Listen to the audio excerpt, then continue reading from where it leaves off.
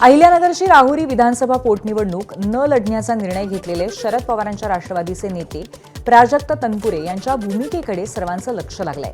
काल भाजप नेत्यांनी तनपुरे यांच्याबाबत भाष्य करताना तनपुरे आमच्यासोबत आले तर आम्हाला आनंदच होईल असं म्हटलं होतं।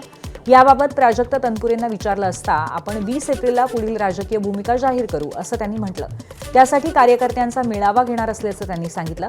विशेष म्हणजे 20 तारखेला राहुरीत मुख्यमंत्री देवेंद्र फडणवीसांची जाहीर प्रचार सभा होणार आहे आणि त्याच दिवशी प्राजक्त तनपुरे आपली भूमिका जाहीर करणार आहेत। माझी तयारी होती निवडणुकीची, पण मी विचार केला मी निवडून येऊन शेवटी आमच्या पक्षाचे 10चे 11 होणार, त्याच्या पलीकडे काही फरक पडणार नाही, सरकारमध्ये काही बदल होणार नाही, उलट मतदारसंघात थोडी विकास कामांना कदाचित खीळ बसली असती, म्हणून कुठेतरी एक सामंजस्याची भूमिका, थांबण्याची भूमिका मी घेतली। एक भावनिक किनार देखील स्वर्गीय शिवाजीराव कर्डिले यांच्या निधनानंतर होतं। या सर्व बाबींचा विचार करून माझी भूमिका मी 6 तारखेलाच घेतलेली आहे। मी आता माझी थांबण्याची भूमिका हाच मोठा खरा निर्णय आहे आणि उघड भूमिकेबद्दल मी 20 तारखेला आमच्या कार्यकर्त्यांचा मेळावा घेणार आहे, त्यामध्ये सर्व भूमिका स्पष्ट मी करेन।